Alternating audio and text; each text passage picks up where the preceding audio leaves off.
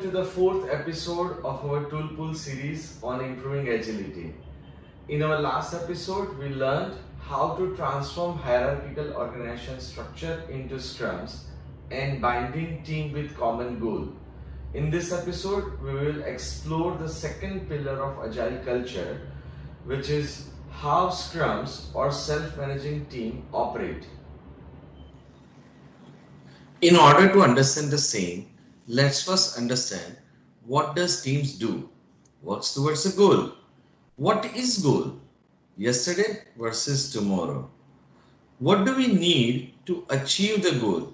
Change, as we can't win with the same methods every time. So what may change?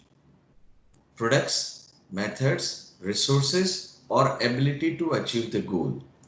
The key difference between traditional and agile team is how they progress in adapting the change or aiming goals. From a rigid plan to a series of sprints towards the dream. So how does this happen?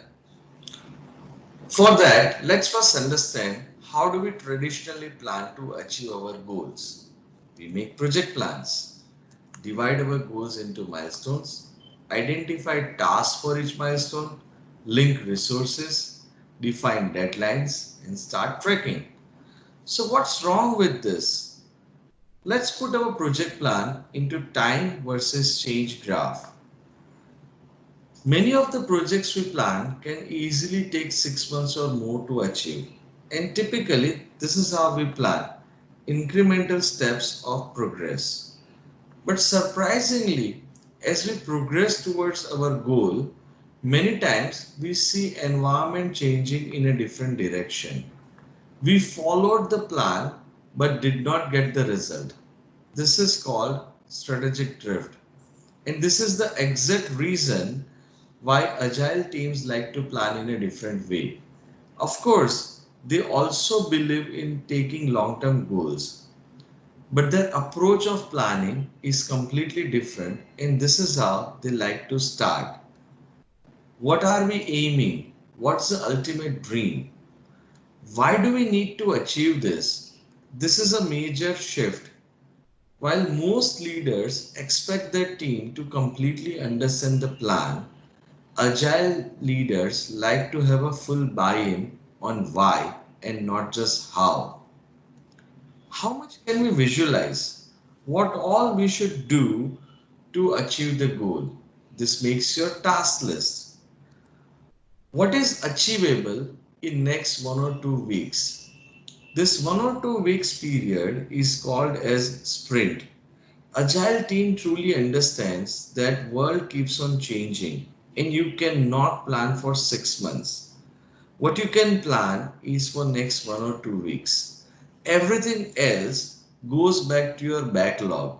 And once you finish your first sprint, you go back to your backlog and see what should be covered in your next sprint. So, what are the benefits of using this method? Everyone is connected with why and not just how.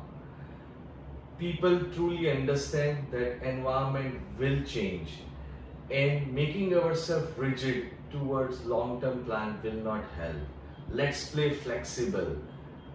Make small progresses at the end of each sprint. It's a huge tax for teams to wait for 6 months to become successful.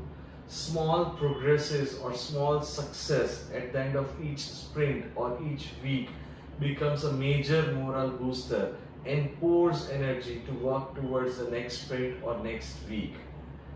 If you intend to explore this method further, please write to us, and you can also request templates for managing sprints. Let me also highlight another critical difference between traditional and agile teams. While traditional teams strongly believes that we must follow SOP while progressing towards the goal, agile teams strongly believes that we must keep on changing our SOPs while progressing towards the goal. Remember, agile is the mindset, and teams truly understand that you cannot win the same way every time. I hope you are enjoying the insights on how Agile team functions. In our next episode, we will explore key roles of Scrum or self-managing teams. Thanks for watching this video.